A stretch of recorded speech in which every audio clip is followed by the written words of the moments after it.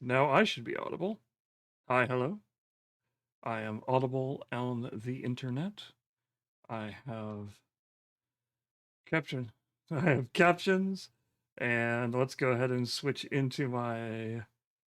Which one of these is the correct one? No, not that one. This one. This one's the correct one. I had to click the right one. All right, we are. I have audible and captioned. I apologize for violating whatever basic tenets because of the basically kind of short nature of getting this together. We basically, well, I am captioned. I have apologized the fact that the two people you see with me are not, however, captioned. They will be likely captioned on the VOD that we make of this, which will be on our Twitch channel. I will make sure of that just so that everybody knows. So we are here. This is basically normally this is our time that we do all sorts of TTRPG related things, such as streaming video games on the off weeks. We plan games, and we also play games, TTRPG games here. But this week we are doing something slightly different, as this is what was originally the last week of our uh, Kickstarter campaign. It has been graciously extended as we had some mitigating circumstances, and we're still trying to reach as many people as we can. So we have basically an additional week to go. We'll basically, instead of ending on the 22nd, we'll be ending on the 29th. So you have time, but it is running out. But in any case, what we wanted to do is we wanted to have this stream to talk about what we are doing, what we are doing, why we are here, and why 20 is now panicking when she realized how outdated our command is. We are actually live. If you click that button, you'll be notified immediately that it is live, because it is live right now. We are over 68% funded. I know that exact number because I may have looked at it within the last couple of hours. Actually, it's not true. I actually haven't looked at it for probably 4 hours. I'm trying not to be that type of person who refreshes every 5 minutes. Trying not to. It's working so far. In any case, I should probably. I've been babbling and talking around it, waiting, basically allowing people to show up because the notification that goes out takes time to get there. But we're at 5:09, so I will start talking a little bit more directly. For people in the chat, whether you are lurking or actually watching, or if you're watching this later on the VOD, you'll be more delayed in this. But if you have a question, feel free to ask it. We are here to answer questions. The purpose of this stream is to answer questions about Lore Link, what it is, what we are doing, what our plans are, and as well as just getting to know who all of us are, and basically who these people are and why we are doing what we are doing. So to start off with the most obvious, basically question, what is Lore Link? Why are you here? What are you doing? The answer to that is relatively straightforward. The straightforward answer is Lore Link is a campaign management tool. It is designed to help GMs, DMs, lore masters, keepers of arcane lore, storytellers, the whole list of the whatever title you go by, help you plan out your campaigns. Go animators if you're playing Toon.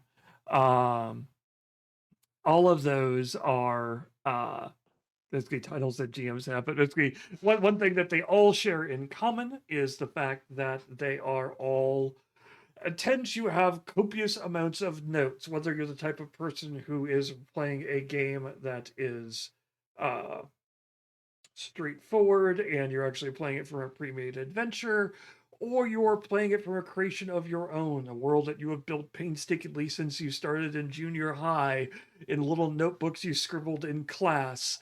Um, and have basically matured to enjoy a giant epic world of enormous potential. You have notes of some sort. Sometimes they're notes that someone else has written for you if they're a pre-made adventure. Sometimes they are notes that you have created yourself. Sometimes they are sticky notes you have left over from the last adventure because you're like, oh, hey, I should remember that the group did this or that. We are here to take all of those notes and things like that and to shove them all into one place and allow you to then link all of those notes together. Uh, that's not autobiographical on my part.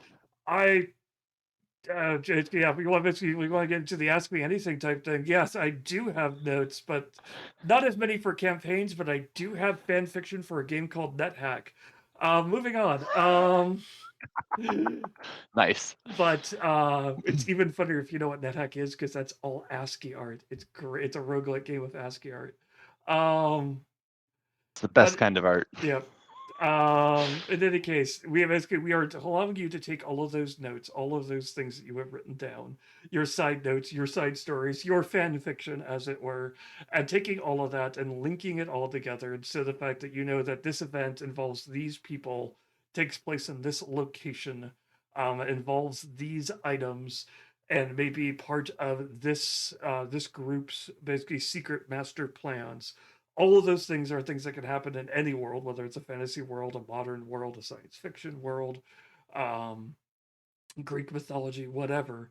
You'll have all of those, and you basically a lot of times when you're doing you're writing all your notes out. You want to be able to jump back and forth between all your notes. You want to be able to see, hey, I've written about this location. What else have I written about this location? Let me quick jump to that location, look at it, then come back to what is. Let me look at some of the other people here because I wanted to basically make a note about how they're going to interact with this scene or things like that. Or maybe I have an event, which is kind of the script for what happens in this location, et cetera, all of that.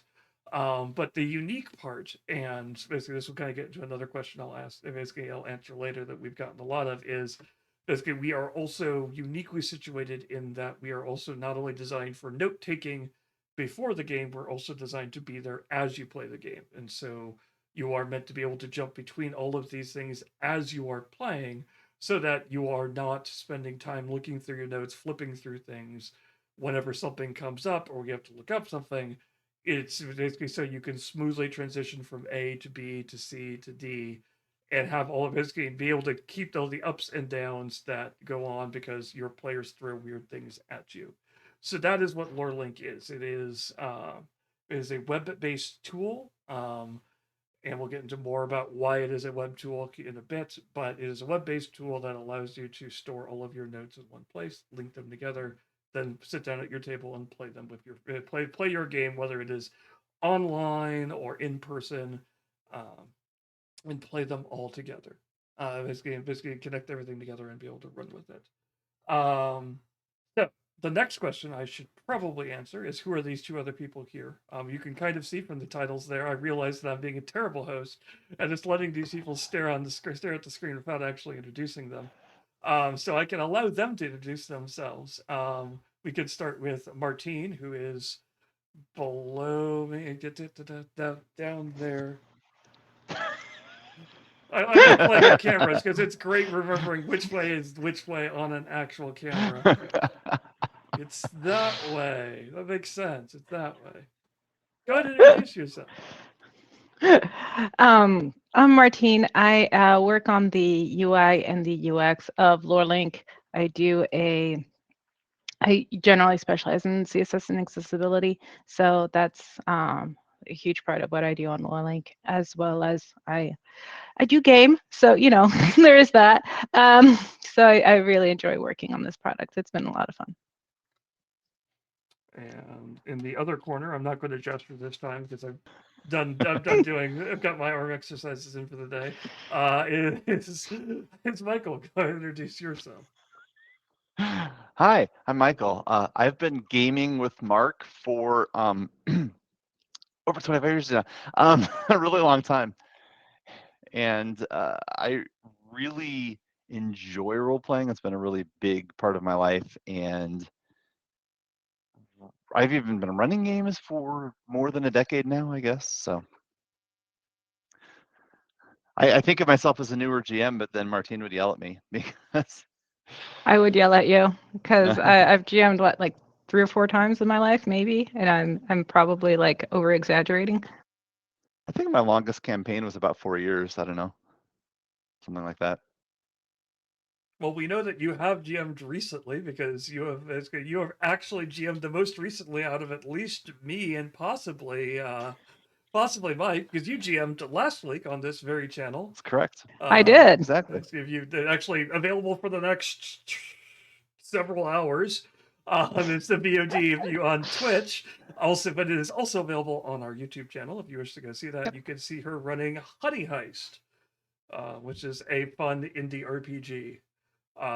That is, I'm mentioning that because it reminds me to come back to a certain point, which is that we are not system specific. We do not have lock-ins or build-ins or anything like that in particular for a certain system. So you don't have to, when you come into Lore Link, be like, oh, I have to be running one of the 5 approved systems that they have. You can come in with whatever system you want, and then build out Lore Link from there. That's not to say that we will not offer features that give not advantage, basically make it easier to run certain games. We will add, basically, we are planning on adding features that will be able to work with publishers and things like that, so that we can add features and things like that that will make running a Honey Heist, a Pathfinder, a D&D, a Call of Cthulhu game easier. One example of that is one of our features that we have, which is a rules reference system that allows you to make quick notes for rules of a certain, basically, of the game. So if you need to remember what happens when you grapple somebody, if you're playing D&D 3.5, or in Pathfinder Second Edition, if you are doing underwater combat or aquatic combat, that rule is never easy to remember because there's a little bit of fiddly details and things like that. And you never want to interrupt your game and be forced to stop and go, wait, okay, hang on, guys, I need to go look this up. Yeah, I need to go. Yeah, aquatic combat. Basically, what happens when you're fighting underwater? How do weapons work differently? Do certain weapons have basically Right. bonuses or penalties? How do certain spells work? How does movement Mhm. work? I don't know. There's I vaguely remember creating an entire character that could turn into a porcupine because I got eaten by a shark in a campaign. So, and I figured, well, if I'm inside the belly of a shark, I might as well turn into a porcupine. That is my entire knowledge of water combat, and I will, I'm perfectly like, yeah, yeah. It's not aquatic combat, but the last ridiculous thing that I made a GM look up, I think was a week ago. We were in combat and one of the characters got consumed by an oversized hippo. And so my character watches as the hippo is opening and closing his mouth and manages to catch the right moment, right down its gullet, and cast a spell to enlarge the person that he had swallowed. But then you yeah, have to look up rules for, can you actually target that? How do you yep, figure that out? Like, what's the damage that happens when you suddenly have something the same size you are inside your stomach? exactly. And so basically, what we have in Lore Link is that we allow you to link directly to um you link directly to, sorry 20, that comment just caught me off guard. Link directly to basically a rule article or rule reference. And basically, we have Pathfinder as Pathfinder Archives of Nethys provided us with an index that we use to build out our index in LoreLink. And that allowed us to link directly to basically to those rules references, so that you can be prepared for when you're going into that section. Basically, your characters wander into that room which is flooded. That link is waiting for you in your notes already. So basically, you just click on the link and you're taken directly to those notes. You don't have to look it up and remember, because when you look it up, basically when you're looking it up, like the conversation we've gone back and forth here, is it aquatic combat or is it underwater combat? Those are 2 different things that could totally be. One of them is the correct answers on Archives of Nethys. And that's not their fault. They basically, Archives of Nethys is diligently writing down whatever Pathfinder has written in this giant book here. Um, but you may not remember exactly what that wording was, and if you just have the link in your notes, it takes you directly to the correct page, and you don't have to spend time pausing your game, apologizing to your players, basically either flipping through a giant book this big trying to look it up again, That's good. This is just the core rule book. We're not even talking about if it happens to be an external rule in one of the many different books which have come out since then. This is why historically I run shit like Honey Heist, because one page, one page. I'm sorry, do you want me to go get my collection of Pathfinder books? Because I don't want you to injure yourself on stream. It's fine. Well, careful of the weight. But in any case, that is again that kind of mentality is the core conceit of why we have created Lore Link. It's basically, and basically 20's comment basically about basically even I could run Honey Heist is another basically kind of links directly into that, because there has been historically GMing, whenever you look at GMing and things like that, whenever they do polls or research and things like that, most of the time, most of the polls and stuff that I've seen conducted, it is you have a vast player group, and you basically, and then usually they'll mention one or two people in their group who will actually run, and they're always wanting to play more games, but they can't because our GM doesn't want to run that, or basically we only have one GM and they're currently swamped with this or this, and when they got sick, we're done. Because, and when you ask, hey, why don't you run, they get that same expression that Martine gets, or the same expression that basically 20 has probably gotten, which is that basically that panicked expression of, yes, exactly that, wide eyes, like, I can't run, that's too much work, that's too much effort.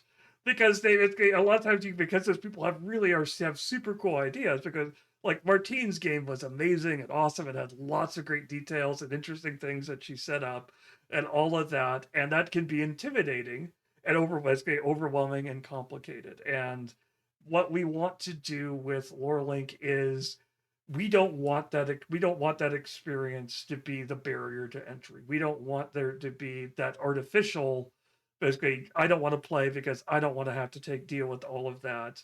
I don't want to have to deal with stacks of notebooks. I don't want to have to deal with Google Drive documents.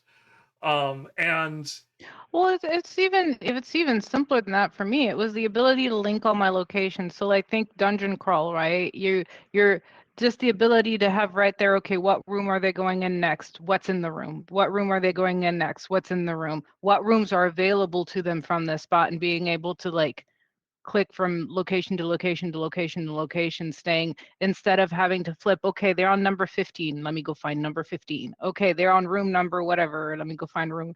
Like, it's so much easier to do. And then I can just put a little checkbox like, yeah, it's been looted, moving on, or put a note, it's been looted, moving on, right? Like little things like that, I think are, even if you're not even struggling, well, I don't know all the freaking stats for all the freaking monsters anyway, but even just little things like that, keeping track of where your players are, especially, I mean, I'm sure our group isn't unique in their ability to go do whatever that the GM didn't plan. Let's be real. No, that is a fairly common thing. And it's just, and it's the ability, basically, so it's kind of that two-edged sword, the ability to plan the game and set the game up, and then it's the actually dealing with it at runtime, actually dealing with some of those weird things that pop up during the game, actually dealing with uh basically dealing with the side tangents and the side quests and tangents that your players can take, and remembering those from week to week or month to month, because hey, not every, basically some groups meet every week, some groups meet twice a week, but a lot of groups meet once a month, because that's when they can get everybody's schedule together.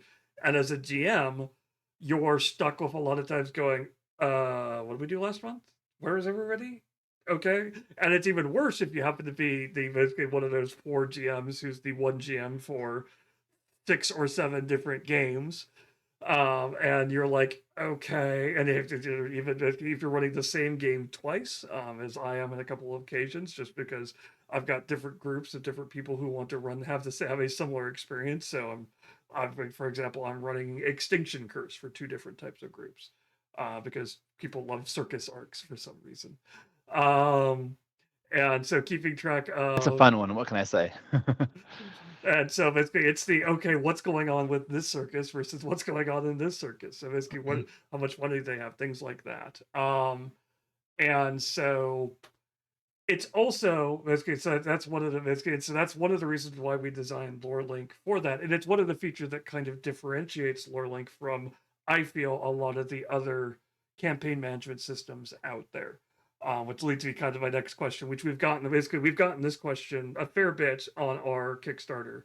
I need to actually add it to the FAQ probably at this point, but basically we are not alone out there. We are not going to Vitsky. We're not going to Vitsky pull the wool over your eyes and say we are the only campaign management tool system out there. We are the first people to think of this idea. No one else has ever thought of putting your campaign What? online. It's Are you sure? crazy. What a It's concept. crazy, but other people have in fact figured this out. No, But never. so basically, the question you're always going to get when you're dealing with this type of thing is what makes you different? What makes us different from all the other ones out there? Right. And basically, a lot of the names that get dropped are things like World Anvil, Obsidian Portal, Conca, Lore Keeper. I think. What's the campfire one? Who we talk to? Great people. Yes. Their names have escaped me again, but them. Give me a second. I'll pull Yeah. it up. But in any case, there are lots of them out there, and Notebook AI, I think, is another one which I've heard, which I think is more of a note tracker one.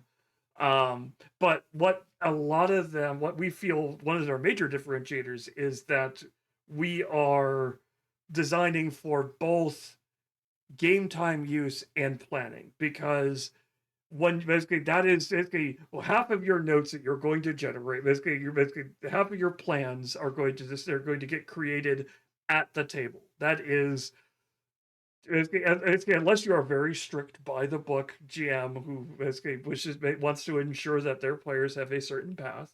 That is a style of GMing. Some people, it works for some people, it doesn't work for others. But for a lot of people, their style of GMing is you throw things at the page, then your players walk into it, and then they scramble it all up, and you get something completely different when you come out the other side that has passing resemblance to what you started with. And basically, as you get better as a GM, you kind of end up with more free-form notes on the front end, and then more back end notes on the back. I say mayhem. Something I'd like to see is the ability for GM as a GM to have a total sum of resources available on the party page. I find keeping track of party equipment to be one of the more frustrating parts. Also, hello. Yes, hi. Hello. Welcome. Yes. That is another one of those things where basically I'm talking about in terms of game time resources tend to get restricted. Like VTTs have them. A lot of VTTs will have that functionality built into them because that's what they're meant to do is that. But that locks you into that VTT. And they are not as friendly for game time running. But one of the that's one of the key features that we designed into Lore Link from the start is the idea of the fact that as a GM, you're going to have party-based, player-based information as well as GM-based information.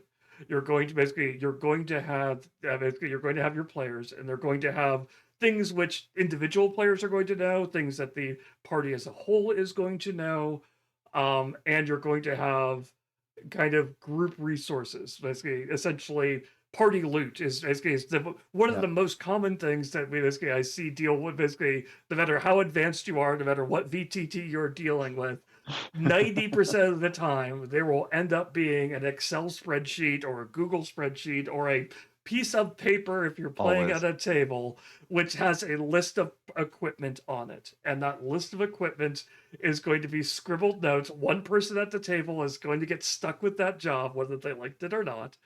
And they're going to write down all of the notes. And hopefully that person shows up for every session, or if not, you have made that document or piece of paper available. And even better is when 3 or 4 adventures down the line, somebody glances, basically your players are in a tight bind, they glance at that piece of paper, they see green potion from the room with the dead orc, and they go, okay, guys, I'm going to actually drink that potion, see what it does. It might save us here, GM, I drink that potion. And you look at them and you're like, when was that? They're like, well, it's 3/4 of the way down the sheet. It's between the 395 gold pieces and the basically and the silvered short sword. Can you find that?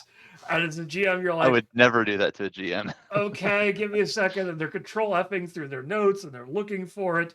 Or 90% of the time, the GM will just go look at a table, roll a die behind a page, and be like, it's a potion of giant growth. Yes, that's what it was all Yeah, along. for sure. A sure. large person, it's or something like that, and just keep going because as a GM, you want things to keep going. Yeah, totally. And But yeah, that I don't is remember what that stuff is. yeah, basically that is one of the things that we want to do with Lore Link, and basically one of the things we built in with that secret information is that so you can assign to basically you have created all of those items, you have put them in those locations, and then one of the as we add player functionality, we're going to add the ability to assign those items to players, and you're going to have player facing information, which is going to be your description, green potion. Um, and it will probably basically we can probably even include stuff like, do you want to tell them where the location was? Do you want that on that there? So you can see green potion and basically from temple backstop, basically the temple back door from the Temple of the Winds. Cool. Now they know exactly what they know, but you looking at it as a GM can look at it and be like, oh, okay, that's where they are. Basically, that's when you know the fact that it's a potion of invisibility or a toxic green snake poison that will basically kill them, and you're like, well, have fun. Yes, basically, it's the idea of the fact that there is different player knowledge because again, that comes back down to the basically we want this to be available at runtime. It's not a VTT. It's not meant to be rolling dice. It's not meant to be displaying maps to your basically displaying moving figures on a map for your players. There are a lot of great solutions for that are out there. It is meant to be. I want to keep track of all of the information that I have, and I want to be able to share it with the players at relevant times. Something else that also basically builds up for is when you are doing things like sessions. Um, Basically, the idea of sessions in Lore Link is the idea of the fact that you are taking uh, all of this, you're gathering all the notes you need for whatever session which is coming up, and you are putting them into one place so that when you come to it, it comes time to run it, you have one place you're looking for all that information, one place you are keeping track of, did they complete these items, did they go to these locations, or did they hair off and do their own things? I can add new things, I can remove things from it. And it's taking that information and uh, putting it into sessions, and then basically when you have player facing information versus GM facing information, then when it comes time for session 2, you have session 1 and all the notes you took and everything like that, and you have stuff which is marked GM, so you as the GM can look at it and be like, oh, this is what happened in session 1. But if you also have things which are marked as players, when you send out that email saying, hey guys, we're meeting this week, you can include a link to the session, and basically that will tell them, hey, cool, here's the things that happened. Here's the things that you know as a player happened in this session, and that is one of the reasons why we're doing that player knowledge versus GM knowledge, basically distinguishing feature is so that whenever when it comes to those breakdowns, everybody can see what they know. You can record information that is for those things. Again, it's keeping track of all that and linking it together. Basically, it's the idea of the fact that not only am I keeping track of that item came from that room, because even if you have it correct, yeah, basically provided I have easy control over which bits show and which bits don't. Yeah. Otherwise, it'd be one of those fiddly features I don't use. Yeah, it's one of those. It's one of those ideas, and this is basically coming back to one of the other things we want to make different about Lore Link. Is one of those guys. I'm coming around to all of my points eventually. A lot of times when you're dealing with a lot of the other competitors, you have this kind of spread of what type of features you have. You have World Anvil and some amazing, awesome tools on one side of the scale, which is hi, here you go. Here is every little tiny fiddly bit, which I guarantee you that if I hand something like World Anvil or something like that to a new GM, they're going to look at it and either, if they're basically some of them are going to be like, awesome, this gives me all the control, and they're just going to go nuts on it.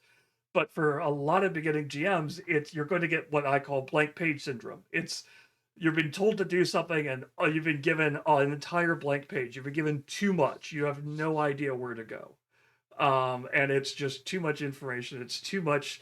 There's too many fiddly bits, too many things you can add or remove, or things like that. And you end up just kind of staring at it, and you don't end up doing anything with it. And then on the other end, you have things like Obsidian Portal, which give you no structure at all. They give you some structure, basically, but things in that nature, which are more like wikis and things like that, which are essentially they're meant to be a storage place, and that's it. And it's also they're not there to give you any guidance or anything like that. They're just there to give you a place to put things. They are another version of Google Drive, which is slightly better organized and has permissions. Is essentially what a lot of those become.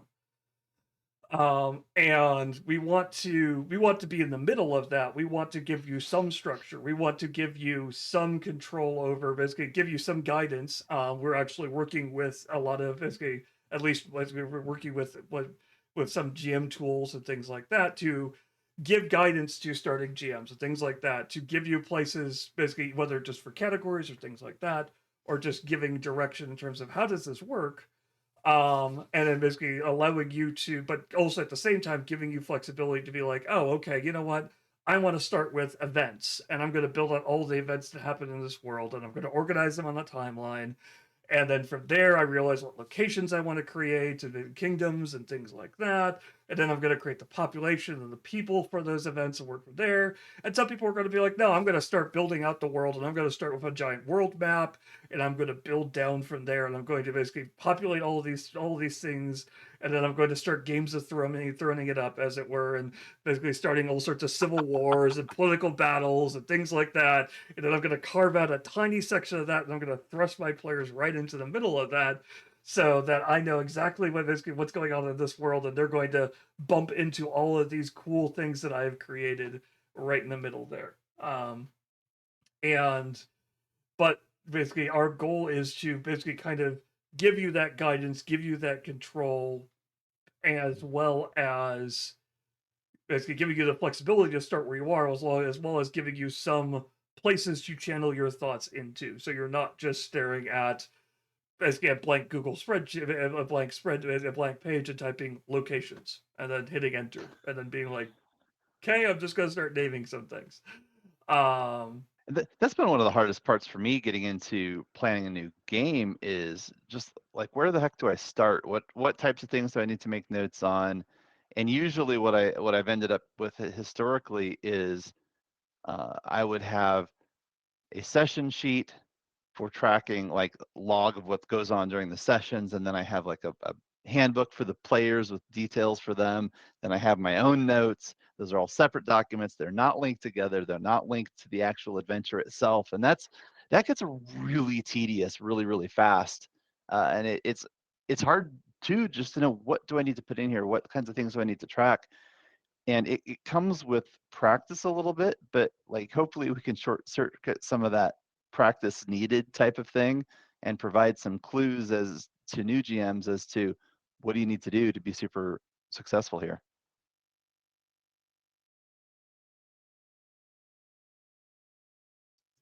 Unmute myself. St. Mayhem asks, basically, Promo VTT is pulling character creature data from D&D behind a Patreon basically sub paywall. Single time purchase software. They pledge for support for pulling pre-built character data out from the bigger sites like that. The answer to the first question is we are a live service.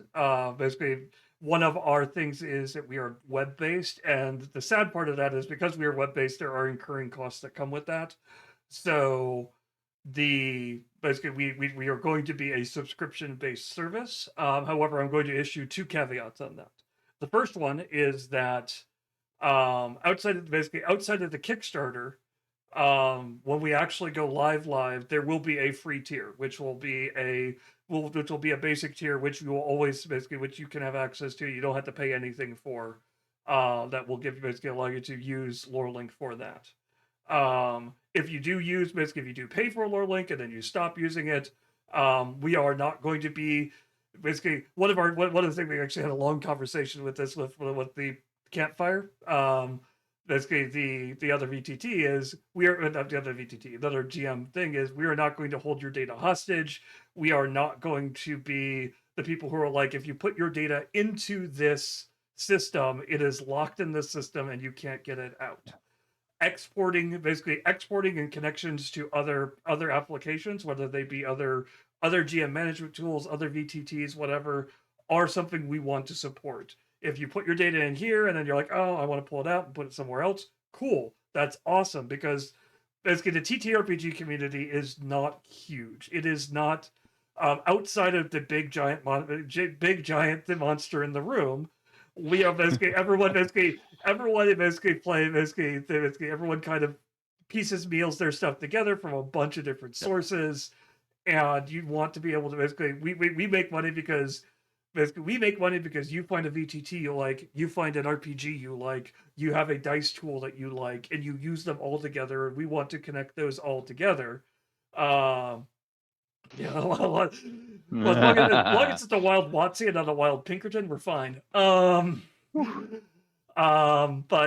it's basically we will thrive when everyone succeeds. Now that's the reason why basically the big conversation went on is the reason why Watsy did so big is because they initially realized that in the fact that you thrive off of everybody thriving, and so making sure that your data isn't locked into a system is one of those goals. Basically, exporting your data, being able to pull it out from this and put it into Roll20, put it into Foundry. That's the word I'm looking for. Foundry or Alchemist or any of those, basically, or even Roll, which is another one that came out recently, which is a VTT meetup type system. Is definitely on the roadmap, and basically we already started talks with some of those groups and things like that to be like, hey, how do we work this? Basically, how do we establish an open standard that allows us to communicate and freely pass data around so that it's more like a Word doc, basically, like everybody, basically Microsoft eventually realized that basically, hey, if everybody has access to Word docs, basically things work better that way, and so that's why DocX and things like that is kind of slightly more of an open standard. But you can easily move that information around from system to system, from game to game, however it works, and it also makes it easier for developers and designers, because they're the people who are making these fun stuff that we're using, that we're helping people use. But if somebody wants to create a new module for their adventure system, you don't want to force them. You don't want to go to them and be like, okay, you have to write it in this standard, and that's what great. What does that standard do? Well, it imports it into Lore Link. Anything else? No. Cool. That's not going to get us anywhere. Basically, it's like, oh, that lets you import into Roll20, this, and creating that open standard is something we want to sit down and do. As for your second question about pulling pre-built character data from bigger sites, the answer is yes. We want to work with publishers. Basically, like we talked about, we work with Archives of Nessus to get their index. We would love to work with WotC and D&D Beyond to get the index. And the important thing here is getting the index. We are not going to necessarily basically, unless it's some weird circumstances, we are not going to maintain the rule sets that already exist. We're not here to take Archives of Nessus's money. We're not here to basically their links or things like that. They're doing an amazing, awesome job getting that all categorized. We just want to make that available to other people. Same with D&D Beyond. They've done a bunch of work on their stuff. Cool. Let's allow their work to basically be linked to.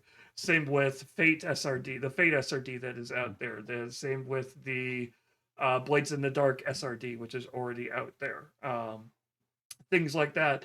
we want to guide people to those existing resources. We're not going to be like, no, we're the one place and you never leave us. Yeah. It's the, oh no, hey, cool, other people have done amazing, awesome work. Play these cool indie RPGs. Check out these cool indie. Basically, check out this this SRD that is being maintained by these people who are doing tireless amounts of work. Um, Check out all these other groups because that's kind of basically when you play a game with few exceptions, you're coming to a game as a group of people. It's a social thing, and that's kind of how the atmosphere for the industry needs to work. And the questions really hit on one of the things that we had a lot of discussions in the really early days of Lore Link as to where do we draw the line between where Lore Link stops and other things start? Like, how much do we take on? And part of that comes down to we want to be system agnostic, right? What does that mean? What are the concepts that are kind of ubiquitous across systems? And then how much of the features of existing software do we want to include or exclude based upon the types of things we want to do? Like, it became really obvious, and the name Lore Link kind of came around as part of defining what this is, right? We really want to link everything together. We want to be the hub for all of your game-related information, even the stuff that isn't necessarily initially put into Lore Link, right? If we could connect from your VTT all the way back to your system reference, all the way to the adventure from your publisher, to your players, maybe even pull in, like if you have a custom character sheet app that you really love using, like in an ideal world, all of those things would integrate directly and Lore Link would kind of be the hub for that.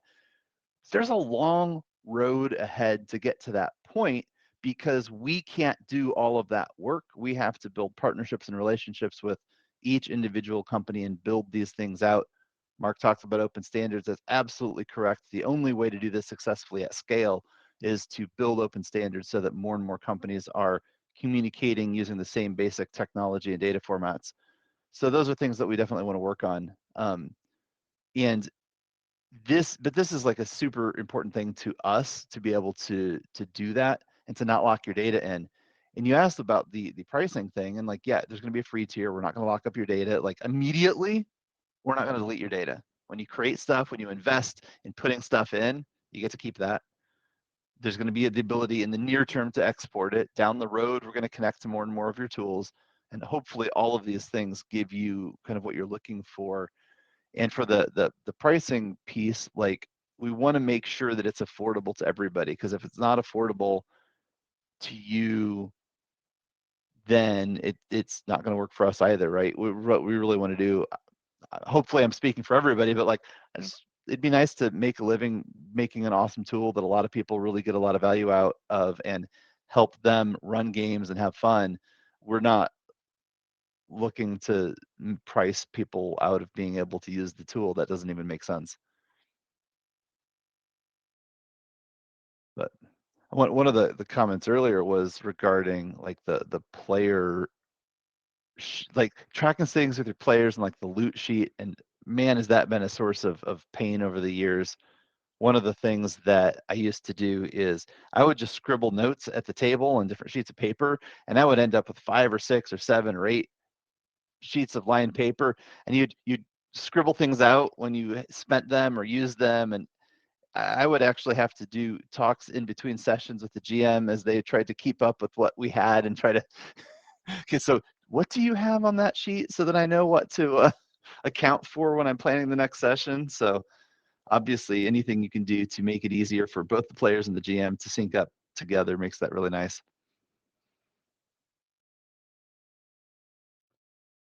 Yeah, and basically, kind of touching on one of the things that you said, and kind of linking to another point that I wanted to bring up, is one of the big reasons why we have made one of the big reasons we have made this a web tool and not just a basically an application on your desktop is the fact that basically the idea of getting everybody into this basically into this tool, being able to use it, is accessibility. And that's a word that basically doesn't get thrown around a lot in the TTRPG space, except out of a few. There are definitely a few voices out there which are screaming and shouting at the top of their lungs, trying to be like, "Hey, this is an issue," and we're trying to listen to that. And one of the ideas that basically got Lore Link started is the idea of the fact that we want Lore Link to be accessible. And that doesn't just mean the fact that, oh, you can use it on your tablet, you can use it on your phone, you can use it on your web browser. That's part of it. But another big part of that is the fact that there are a lot of people whose experience with using technology is different than from you or I. They are basically hard of seeing, or basically the hard of seeing. I don't think that's the correct phrase for it, but basically I should probably just let Martine take over before I say something which is just absolutely silly. Vision impaired, Mark? Yeah, sure. That sounds like a phrase. Martine, save me, please. I was enjoying this. I mean, I do appreciate that you that you have that you understand the heart of it. We can go look more vocabulary What are later. words? Words are overrated. No, basically the idea, the reason we kept it web is nobody needs to download yet another bloody app. It's annoying. But it also, and it keeps it a lot more device agnostic. And then there's the device aspect. We're keeping track of things like offline capabilities as well, because one of the aspects of accessibility is, okay, what happens if you have bad internet? What happens if you have no internet? Can you still play? Can you not play? So those aspects of it. And finally, I think the category that Mark was trying to get at is, can you physically or even cognitively or psychologically interact with the tool? So are the color are the color contrasts high enough that somebody who is visually impaired can see them? Are for somebody who is blind and uses a screen reader, will it work? Will it be usable? So those are all things we're trying to take in consideration and making sure that the app supports. Now, there's an increased difficulty in that it's user entered content. But so one of the ways that we've addressed user entered content, right? You have your campaign, you have all of your locations, vehicles, monsters, whatever the case might be. But you're entering that data. So one of the things that we're making sure is that the tool allows you to do that in an accessible way, that we are up front from the get-go doing things like, so you're uploading an image, great, here's the alt tag right there visible for you to go ahead and put data for, so that you can have the description. And then when you pull that image into another piece of content, it'll drag that default alt text with it. You can edit it if it's no longer context appropriate. You can edit it just for that entry, but it'll come along with the ride. So we're trying to build the tool not only so that it itself is accessible, but so that it provides all of the mechanisms that are necessarily for the users to be able to continue and make it accessible for their players, so that the GM putting in information or can go ahead and make that accessible for their players. So that's a multi-level aspect to it, in other words. I'd definitely be using my phone for my sheet and the dice rolling. Yeah. I use a Chrome, like one of those Chromebooks that folds with the touch. So it's kind of like halfway between a tablet and a computer, because I can't abide typing on a screen. I'm just not. No.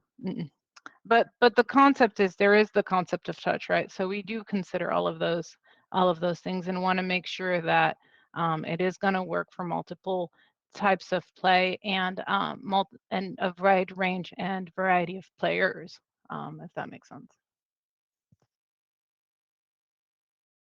Yeah, and what a GM is using a lot of time, because the GM basically, if they're GMing online, sure, you have your computer in front of you at that point. You're probably sitting at a desk. You may or may not, basically, if you're lucky, you may have multiple screens. Like I'm lucky enough to have 3, including my laptop, and I can put things onto multiple screens. But if I'm GMing in person, or if I'm a type of GM who basically I have one computer and I have one monitor, and I'm running a VTT game, that's my screen. That's all I have, and maybe I have a second screen for, like the whatever meat type basically Discord or whatever I'm using to talk to my players, and that's it. Notes and other things become a problem. Or if you're sitting at it, if you're actually at the table with your friends, no, basically, unless you have a gigantic gaming table which is giving you like 6 yards of space, you have your GM screen, you have your dice, and then you're having to fit in whatever you're using for actually your notes in somewhere. If you're playing out of a book or rules references, you might have stacks of books nearby, and things like that. And so you have basically have miniatures and things like that, and other maps and things like that. And so your space is at a premium. And so being able to use one of those non-standard, not a ginormous laptop, if you happen to have one of those, being able to use your phone, which most people have these days, and is big enough probably to have in front of you, or basically in your lap or next to your screen, in addition to everything else, or maybe maybe an iPad, maybe a tablet,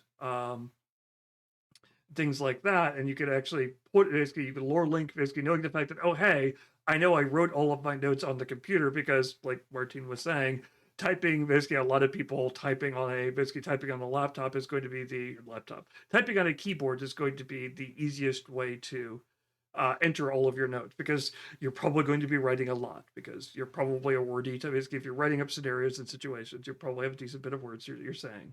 But then when it comes time to actually going through it, you want to know the fact that that same application you use to record all that then can switch into a kind of mode which makes it easier for you to do at the table, or off to the side, if you're having to run VTT and other stuff in front of you, and you're like, oh, I just want to have all those things right here. I just want to be able to pick up my tablet, look at it, be able to click around and move through it, and know the fact that it's going to be just as responsive, basically just as usable. And the organization inside the thing allows me to jump from point A to point B without having to stop and go back to a home page and look, or wait for a search result to come back, or if heaven forbid we're basically you're having to be, say you're at a friend's house and their internet goes down, or if you're lucky enough to be like, hey cool, let's go out to the woods and let's go role playing out in the cabin in the woods, and you're like, okay cool, this would be great, but we just focused on our thing. Oh wait, we can't do that because all my notes are online. And so you're like, oh hey, this has an offline mode, cool, I've got all my stuff here, I don't have to worry about the fact that basically the internet is flaky or non-existent out here. I can keep going, and anything I add in here is just going to get stored. And when I get back to basically a place with a more stable internet connection, okay, all of it uploads, and basically all of it posts in. It's all been cached up, and then all my notes are there, even though I didn't have an internet connection at the time I was making them. Just useful, basically very useful. And we actually have a limited offline mode available right now today that works really well for spotty internet access, and we have plans to do a full full offline capability where you just download it. Kind of work like Netflix, where you want to pick out the movie you want to watch on the plane and you download it in advance. Same idea, right? You're going to go in and just download that to your device so that you'll be able to access the entire game and play it while you're doing your thing. I know that we're talking about devices.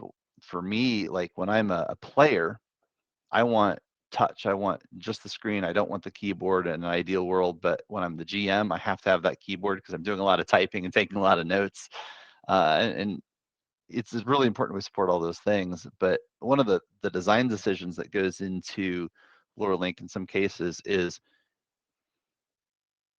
where do we put the complexity? And a lot of times where you want to put the complexity is usually in getting the data in where you have time between sessions, but you want things to be as smooth as possible while you're sitting at the table with your players, right? So if there's a trade-off to be made, that's generally the direction we want to go. And this also goes back to another question that was asked earlier about how we're going to integrate with other things. One of the really important things to us is to be able to have adventures preloaded in Lore Link so that you don't have to do a lot of that getting the data into the platform work, right? That would be absolutely best case scenario. Now, there's a lot that goes into that. We have to have licensing and partnership agreements with publishers to be allowed to put their content in that way and make it available. It will probably be some sort of marketplace where it's available for purchase, similar to what you get with some of the VTTs when you want to, you can put the information in on your own and run it the way you want to, or you can buy it already prepackaged and ready to run. And the idea is to do something very similar to that, because like for me, it's absolutely worth it to make the purchase, have it available, and just start running the campaign. That would really reduce the barrier to entry for getting a campaign up and running. But at the same time, some people don't even want to do that, right? They want to have their hands in every single bit of it, or maybe you want to take bits and pieces from multiple different printed adventures and make your own thing, or maybe you're just building your own thing from scratch, and those are all fine too, and we want to support all of those kind of ways of playing. Anyway, I think that looking at some of those design things, and obviously we want to hear from players too. Like, what are your thoughts? What types of games are you running? What are you super interested in? Do you agree with that trade-off of making it as smooth, as simple as possible at the table, with the trade-off potentially of making just a little bit more work during planning? Yeah, and that actually segues basically, but that segues perfectly into my basically the next point, which is kind of why are we doing a Kickstarter? Because that is kind of the whole reason why we're having this conversation. Things like that is, and as Streamlabs hopefully just popped up, um, we are basically we are doing a Kickstarter, and the major reason why we are doing the Kickstarter is to get that basically build that community, get those people invested, find out what people are using, find out what people want to be using, find out basically in terms of, hey, we want to be able to use this, what features are important, what features are they are using, they have other tools that maybe we overlooked that they're already using, and so we should focus in a different area and work with those publishers and things like that. The other big thing is Kickstarter, and to be kind of mercenary and basically a little bit more money oriented. Basically, having a Kickstarter, having it successfully fund, means that you can now go to people like basically not necessarily WotC, basically, but people like WotC, Paizo, Chaosium, the free publishing league and things like that, and be like, hey, we have basically here's our Kickstarter. Here's basically we have this many people who were willing to give us money, to basically who have expressed an interest in seeing your products in our tool, and that is hard and fast data that we can go take to them and be like, hey, basically here it is. Basically, the proof is in the fact that they actually backed us, that we funded, that we got the money, that basically to be able to go to this and be like, okay, are you basically because of that, are you willing to work with us on getting your things in here? What does that look like? Going to VTTs like basically like Alchemy, who just recently had their Kickstarter, Foundry, and Roll20, and being like, okay, we'd like to basically our user base wants to be able to connect with yours. And that's kind of the big reason what big reason we're doing the Kickstarter is to build that community, and then you basically use that basically help that community obtain their goals, help that community to basically be able to be the GMs that they want to be, and then reach more people and basically find out what their goals are, and basically kind of spread from there and make a basically kind of nice basically organically growing basically community that basically allows us to reach people, find out their needs, basically meet those needs, and then continue basically then grow from there, and also be able to show basically you basically I won't say leverage them is a bad way of saying it basically, but being able to prove to others outside of it, hey, basically amplify their voices and basically be able to reach people being like, hey, you know what, the community basically our community, and so we have a group of people who are saying, hey, PDFs are cool, but they're kind of clunky. They're not great for being for at the table use and things like that. They're basically they're a replacement. They're a digital replacement for books, but they aren't really leveraging the digital format.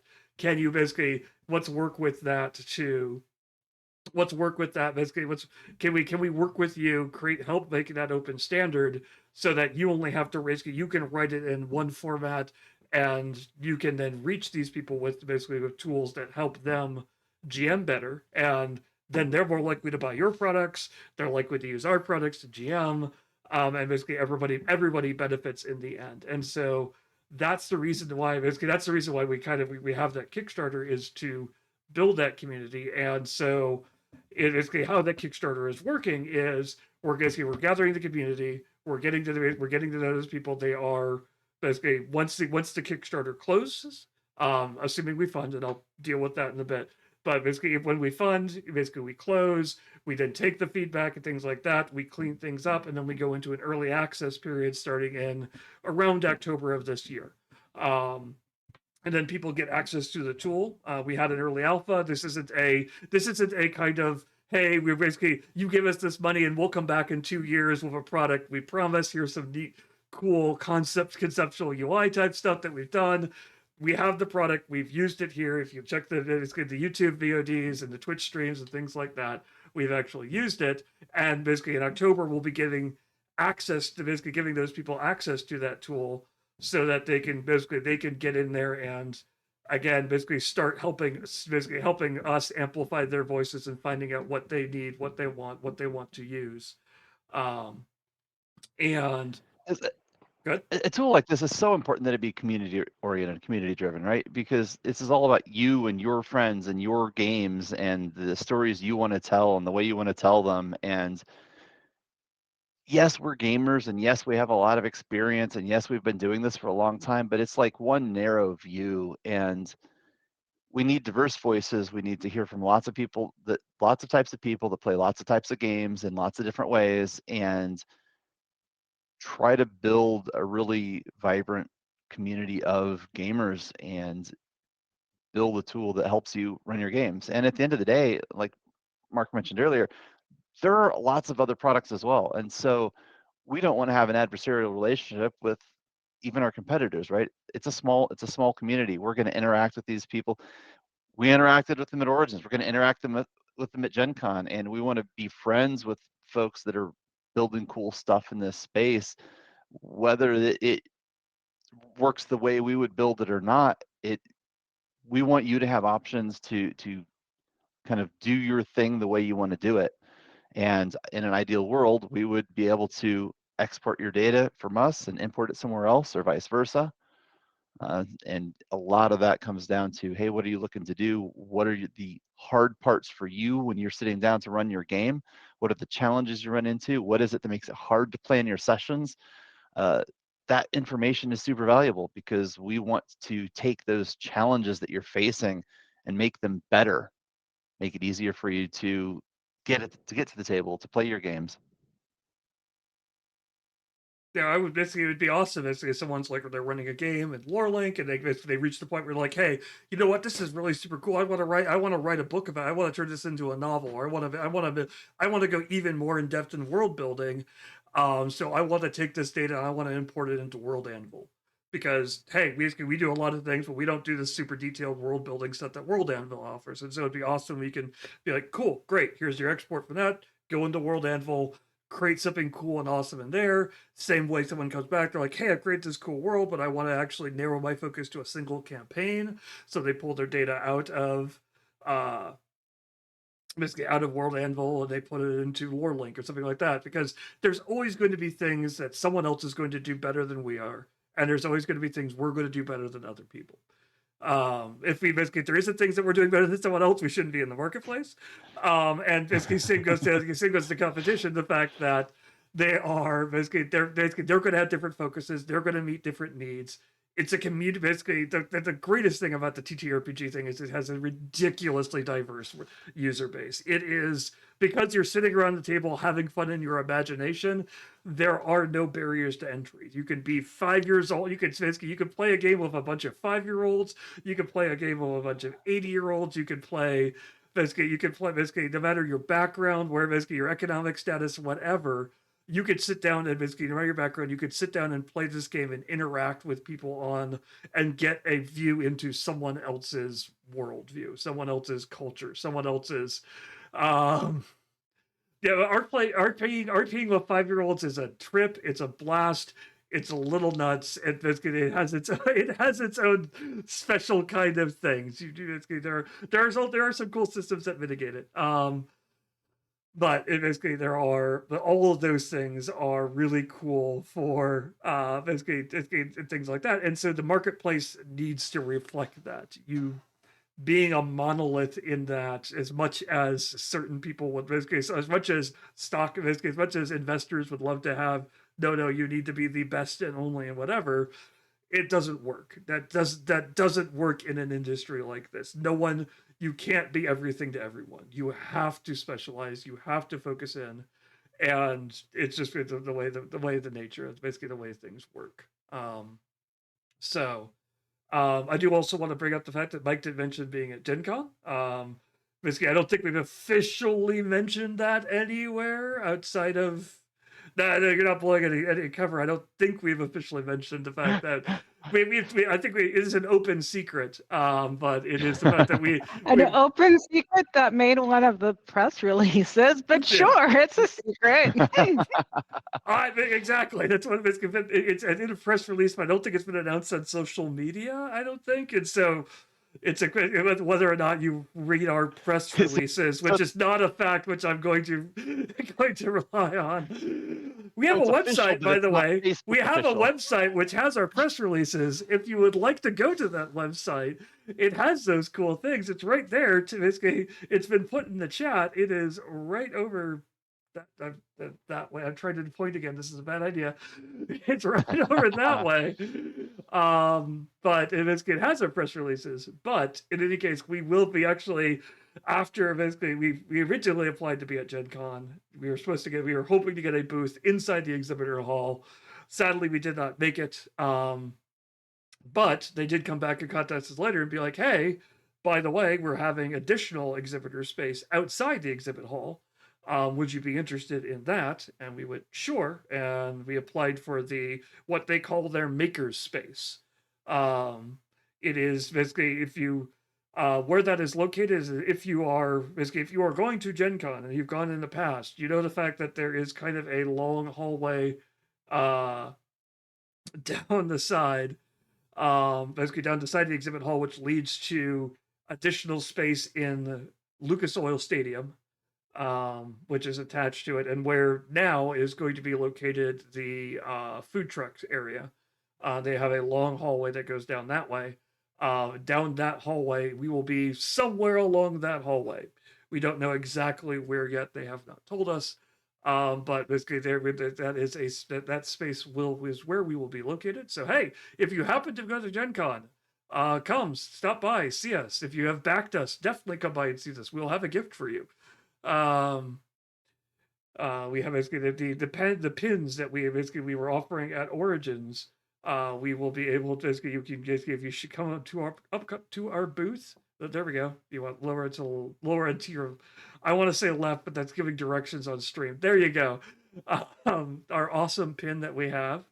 Yeah, basically we'll be able to that Martine designed.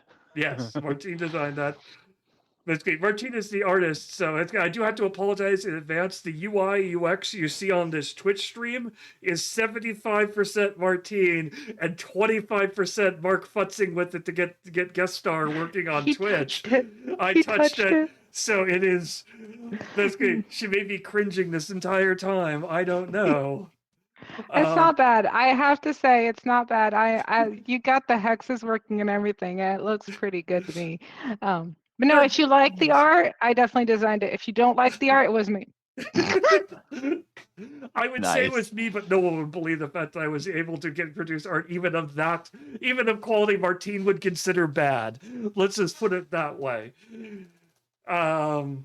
That is why you have diversity, because you have people who have different skills, and UI UX is not UI UX isn't too bad, but art and artistry, and actually the art of making people who look like people and lines that look like perspective, that is not my department. Perspective is not. Lines go into places. Who cares where they go? You know. I still think hands that look like hands and with fingers that don't look like sausages is still the hardest. That is still what I find the hardest is hands. Yes, hands are hard. Faces are hard. Perspective is hard. Colors is Perspective is hard. math. Color. Perspective is math. It yes and no. It's geometry. It's weird. It's angles and things like that. Because like multi-point perspective, single point perspective, all of that stuff. But in any case, all that to say, if you want to meet these Oh, you crazy don't people, want to divulge into art theory? I don't understand why. because what comes next is color theory, and that is 100% not my thing. Why there are 100 different shades of white.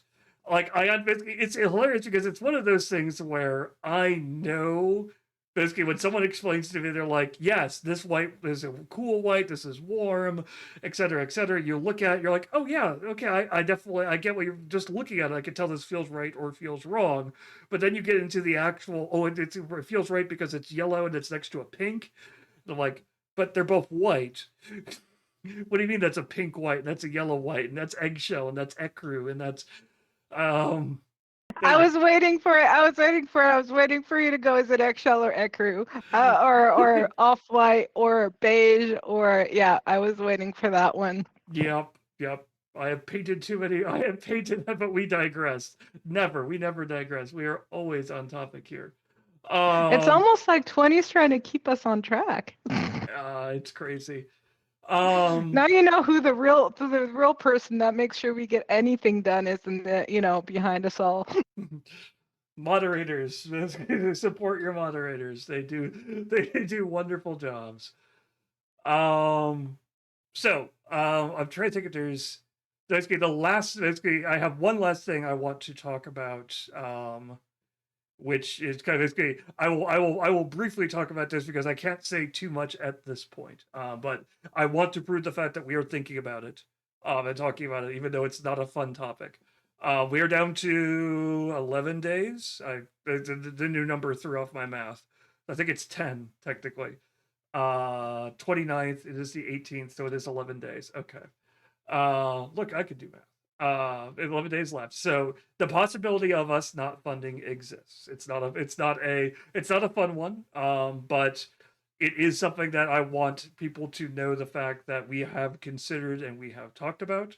That was a conversation we have had even before we started this Kickstarter. Basically, there was basically 3 different columns of basically things that you have to take into account whenever you start a crowdfunding thing like that. One is you do not succeed. One is that you just barely succeed, and one is that you succeed wildly beyond your imagination. While column 3 could technically still happen, it is not likely to happen at this point. If basically somebody who is watching this, you have friends, you talk to your friends and share it. You never know. Things can go viral in days, minutes, hours. It does not take long thanks to the power of the internet. So, but that is word of mouth. So share, talk, basically share, talk with your friends. Even if you are not your GM yourself, you know GMs most likely, and you know that they are overworked and underpaid, as it were. And thus the sharing this information with them could help them out and make their lives a little bit easier. Or hey, if you have a forever GM, you can give them a break by getting into GMing yourself, and maybe this tool could help. But the other two basically, what if you barely succeed, and what if you don't fund? Barely succeed at this point is not a basically is a success in our books. The way that this has worked so far, we have gotten a lot of great feedback from a lot of different people. Fragrance for Gaming, Forever GM. We have gotten a lot of great feedback from people, and we have definitely started to build a community around this. It doesn't feel like basically barely succeeding only really feels like it if you have a bunch of weird large donations that don't basically that you don't really feel like you have built a community. The fact that you're just getting pity money from people who are like, I'm not interested. We've heard feedback from people, we've gotten questions from people, we've had great conversations with people at Origins, and it feels basically I'm fairly certain to say we will have great conversations with people at Gen Con as well. It feels like everything we've heard that there is a community for this out there. And basically the um, people have basically responded well to what we're doing. So we feel that there is a need for this, basically a need for what we are doing. Like I said earlier, basically, if you're not succeeding at something, basically, if you not feel like you're doing something better than everybody else in the market, you shouldn't be out there. And it feels like we are offering something that people are going, oh yeah, that's really cool. I want something like that. So that brings us to a third category: is what if we don't fund at all? That is a possibility. And what those obviously what that means basically monetarily is that we don't get the money. And so while basically while this is basically while we love what we do, basically the people need to eat, people need to get paid and things like that, and so that causes some problems for that. Um, but we will have your contact information. From basically from that. And so if we do not succeed, keep an eye on your inboxes and mail and things like that, as we will likely reach out to you to be like, hey, we feel like that you basically that you have supported us, you have given us feedback, you have given us a vote of confidence. You putting any amount of money down on this, $1, $10, 25, and basically up from there is a taking a risk and being like, hey, I think what you're doing is cool. We appreciate that. And so we want to pay you back for that vote of confidence, even if we don't actually get your money from it. We want to be able to come back to you later and be like, hey, you said that you thought basically what we thought we were doing is cool. And because of that, we want to keep in touch with you. We want to offer you other opportunities we want to be able to prove to you the fact that what we're doing is cool.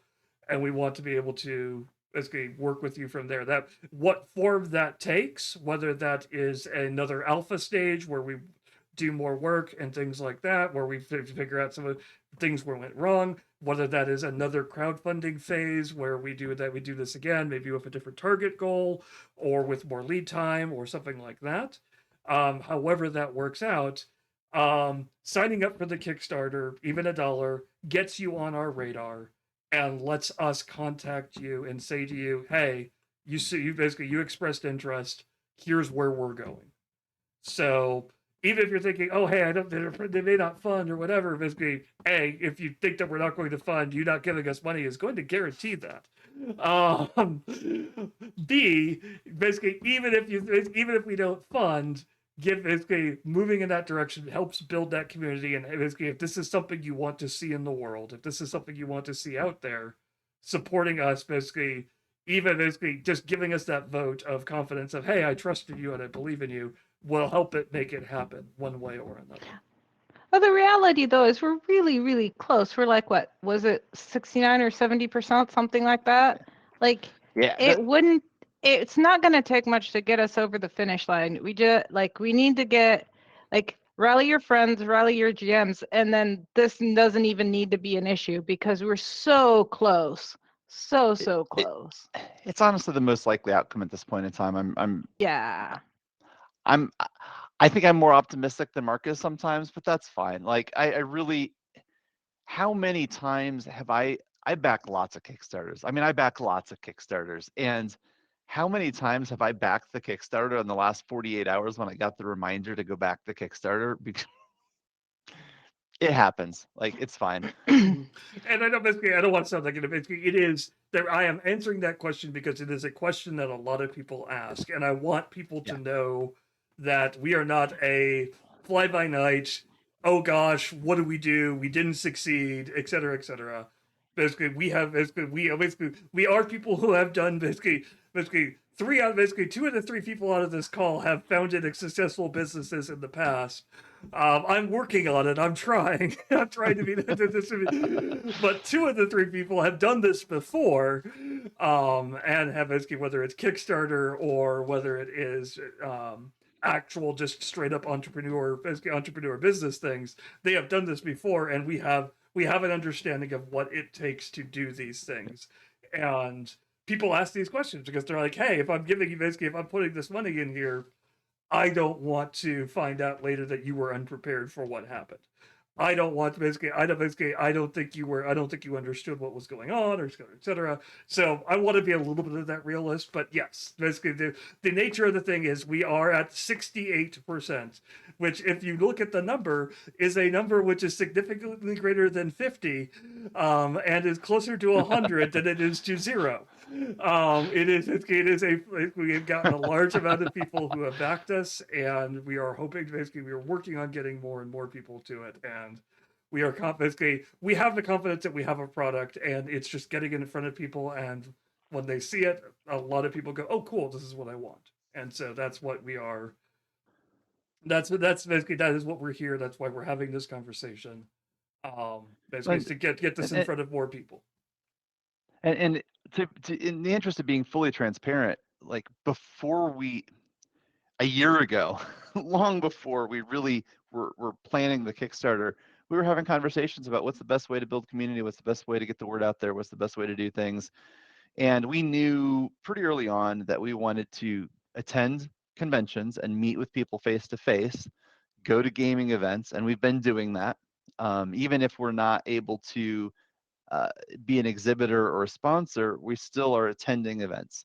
And that's super important.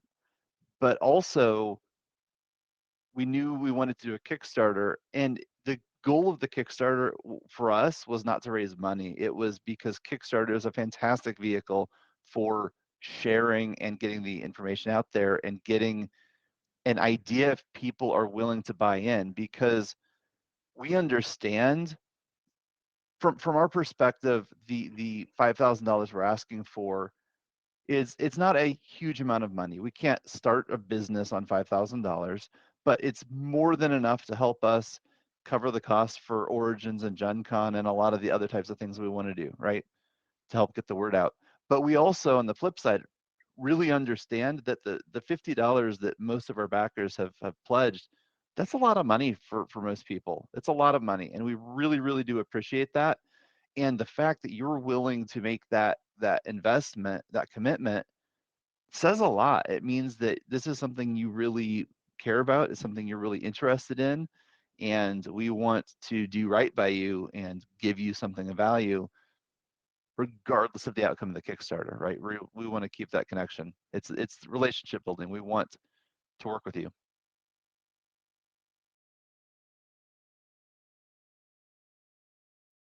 Yep. Yeah. So all that to say, go back. There's a link in the chat. It's right there. It's easy. You can just click on it and you can pledge $1. And if you change your mind later, we understand. But it's right there. But yeah, basically, yeah. See, that basically we will have basically. I have talked a lot, and as 20 is pointing out, basically, hey, if you have a question, please ask us. Basically,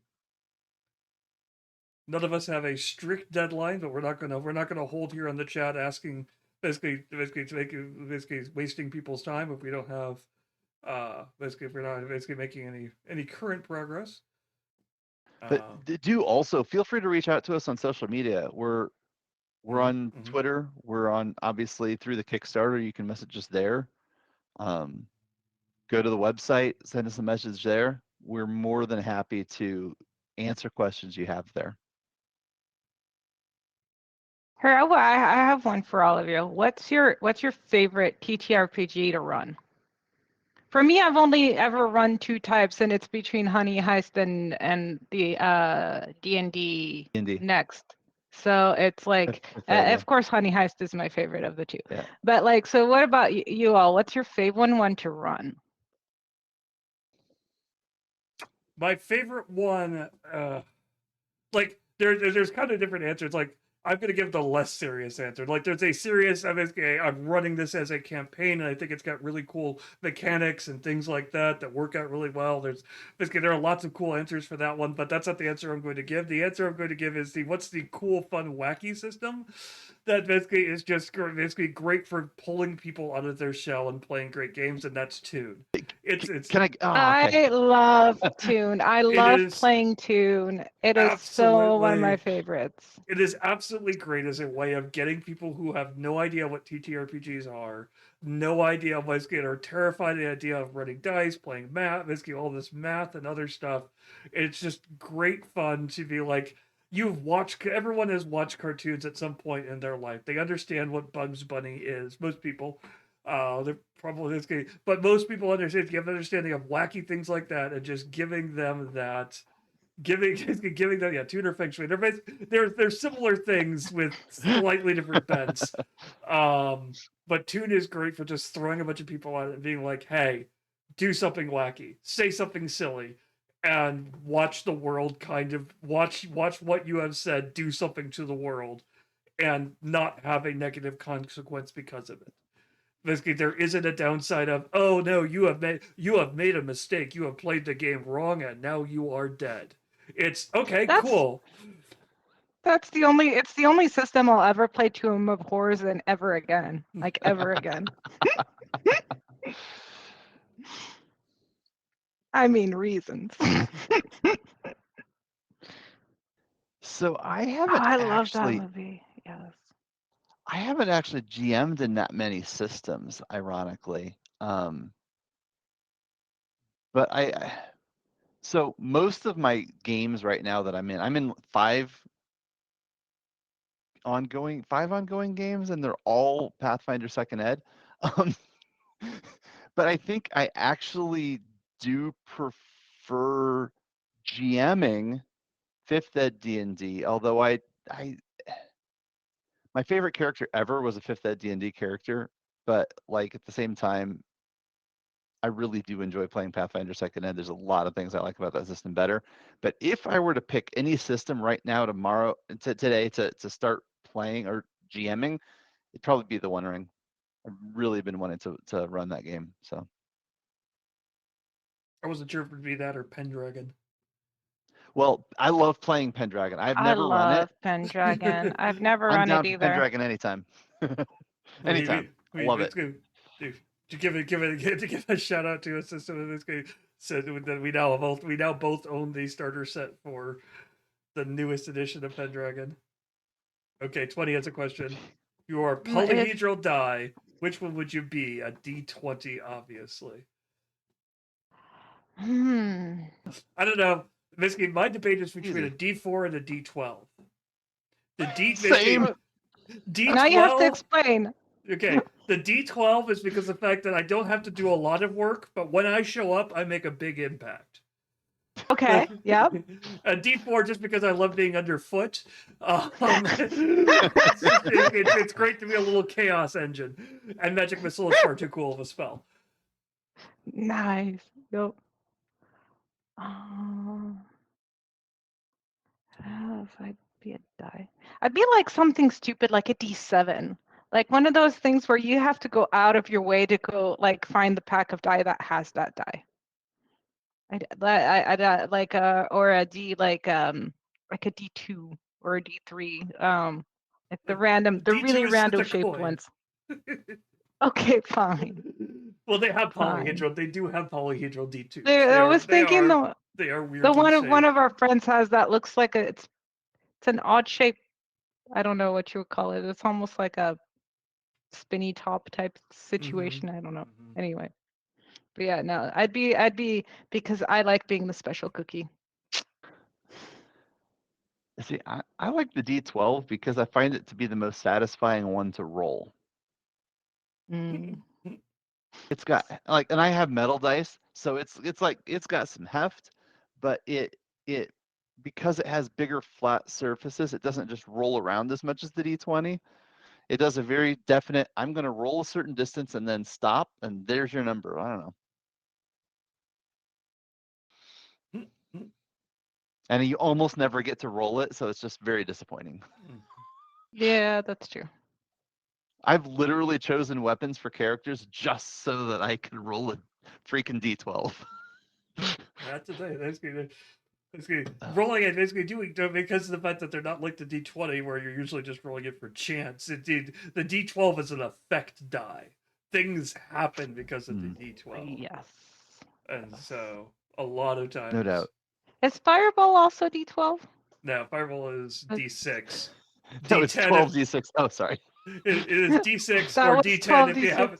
It's D10 when you're mythic, which may be what you're remembering. Yes, that's the one I was thinking of. Yes, yes. Fireball is whiskey. Yeah, that character was yeah. Mm.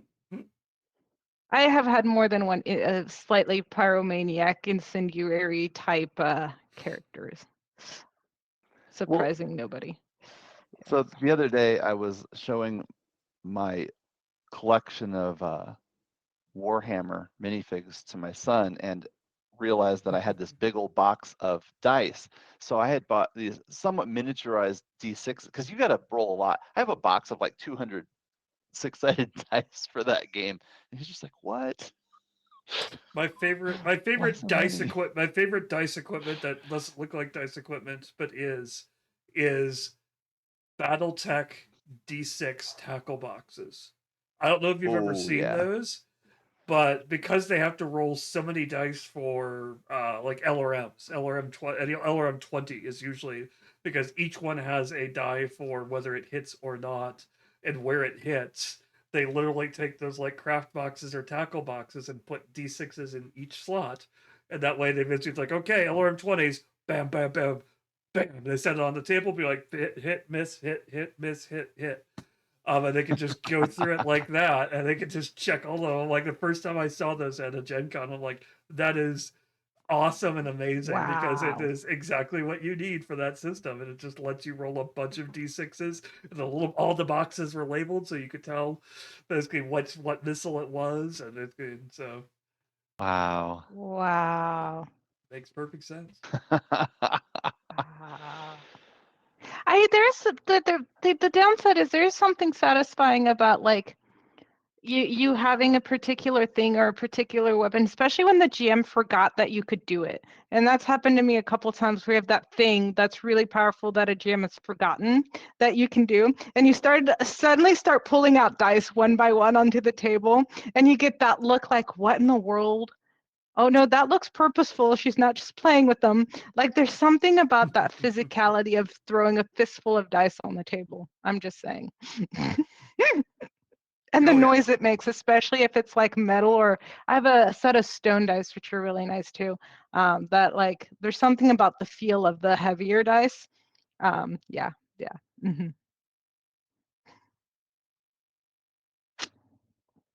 Anyway. Okay. Any further comments from guests or from basically people in the chat? Otherwise, I will do my wrap up pitch. Okay. So basically, wrap up pitch. Pitch number 1. Back our Kickstarter. I've said it a lot, and I'm going to keep saying it because hey, it's what you do. You say it multiple times, so it sticks in people's memories. The link's right there in the chat. It's not even that hard to do. You can just click on it. Just click over there. A simple dollar will do great things.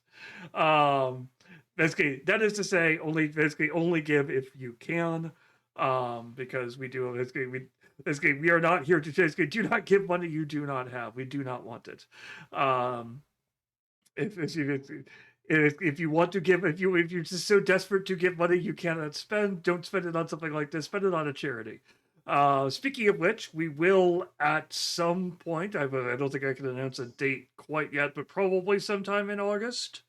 I'm guessing once the Kickstarter settles down. This crew, as well as the crew from Andromeda Galactic Interactive, will likely be back on their usual BS, as it were. Basically, either throwing people out of airlocks, or basically playing golf, or playing some sort of form of entertainment, causing chaos in some form of entertaining way, raising money for the Extra Life Children's Charity. And it is a charity that we love to support around here. It helps support, in our particular case, it supports Riley's Children's Hospital here in Indianapolis. So if you have extra money after backing the Kickstarter that you wish to give, feel free to throw it at the Extra Life. It is a great charity, which has basically done a lot of good in the community, and benefited a lot of people who otherwise could not get medical care because of the current world that we live in.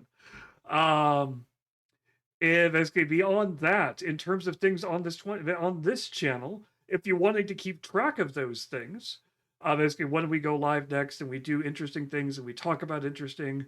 Basically, we're going to play games. Basically, whether we're playing TTRPG video games or if we are playing actual planning out TTRPG games here on this channel, or that, hit the follow button, and that will allow you to be alerted. You'll get a nice little email button if you click the bell, as it were. Basically, it'll send you a nice message saying, "Hey, they've gone live." And if you happen to have forgotten about us, or if we go live at a weird time, you'll get that notification. You can come join the fun. Outside of that, if you joined this stream late, or you're watching this on the Twitch VOD and you're wondering, hey, I wish I could watch more of these people. I want to see some of the chaos these people get up to, maybe that Toon game or other things that they've talked about. Check out our YouTube channel, which is where we have a lot of our past streams are archived. You can go there. This stream will likely end up there with proper captioning, and basically within a day or two of this. And you can subscribe to that thing. Subscribe to that channel and basically be able to get notifications when we archive things on there that you may have missed, or if we put up other things, because we have put up videos on there for tutorials and other things, and special looks at our basically at Lore Link and how we use it and things like that. Outside of that, we have all the social medias, the widening spread and the diaspora of things, basically ways you can follow things like that. Our social media manager, who isn't here but is probably twitching right now and doesn't know why. Twitch and Twitter and Facebook are our two primary ones currently. We do also have a LinkedIn account if that is for whatever reason more your speed. Feel free. When those die inevitably, basically, if you go to our website, we have all of those social medias will be gathered there. And so if we end up on Purple Hippo or whatever the next one ends up being, we will post a link to basically, hey, here's our Purple Hippo basically burp account, and you can catch all of our live burps there. If otherwise, whatever it ends up being, that is a great way to keep in touch with us. If you'd rather us hey, people, the internet is a weird place. If you would rather not interact with social media because it is at any given moment an absolute trash fire, and you'd rather your information just be given to you on a regular basis, we have a newsletter, which will communicate to you basically your information to you more directly to an email box, so you don't have to interact with the greater trash fire of social media, and just be sent directly. Basically, just get stuff sent directly to your account. That is monthly. When we say monthly, we do mean monthly. Our social media manager does not like flooding people. And so you'll get one, maybe two, and if it's a really special month, maybe three. If we're doing something like a Kickstarter and a charity event, that would be kind of pushing it. But generally once a month, and it gives you a nice archive digest of all the cool things that we're doing, and you can find out from there. And eventually, we'll be working on an RSS as well, so that will so that you can subscribe that way as well. But that will be coming soon. Cool. Absolutely. All Hi, right. Theo. Welcome. Thanks for joining the chat. Yep. Thanks for saying hi, even though we are saying our goodbyes, but RSS feed coming soon. Outside of that, what's coming next? We are definitely Gen Con. Gen Con is coming next. So there's something else to basically stop by, see our booth, say hi, get a pin. Basically, if you back us, the pin is free. If you don't back us, well, we'll feel sad, but we can talk. In any case, basically, we will likely be back here next Tuesday. Again, streaming. It will likely be some sort of basically. I can't promise what it'll be because I don't know off the top of my head. If it basically the usual default when we're all chaotic and things like that is a TTRPG stream. If you like watching people have fun succeeding at TTRPG themed games, I love going back and playing a bunch of older TTRPG type games.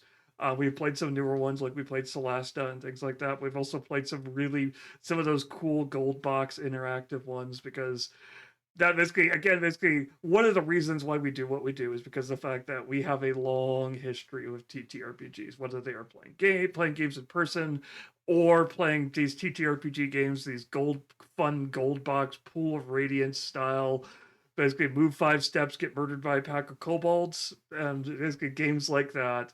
Basically, we have a history with TTRPGs and we love sharing it with other people, whether it's through things like like Lore Link or through playing these games and just showing people, hey, this is what this community is all about. It's crazy, it's wild, have fun. We're not taking it seriously. All that to say, does either of you two have anything last say before we sign off for the night?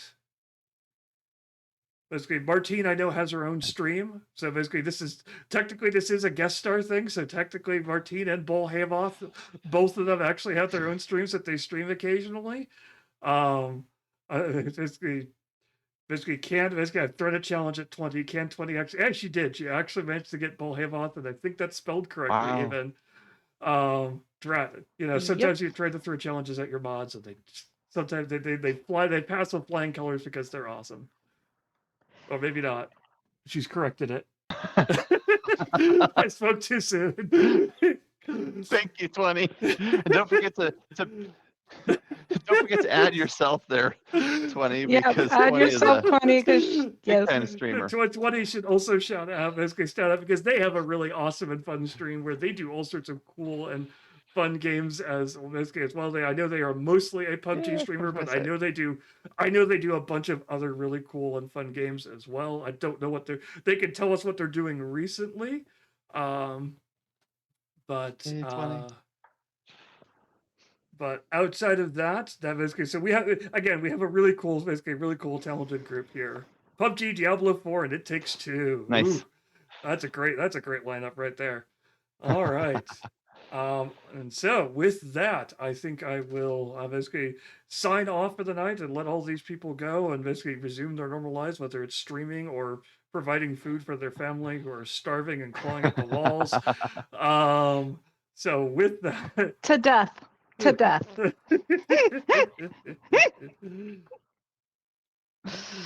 Exactly. All right. So with that, I will say good night. Thank you all for joining. Good night.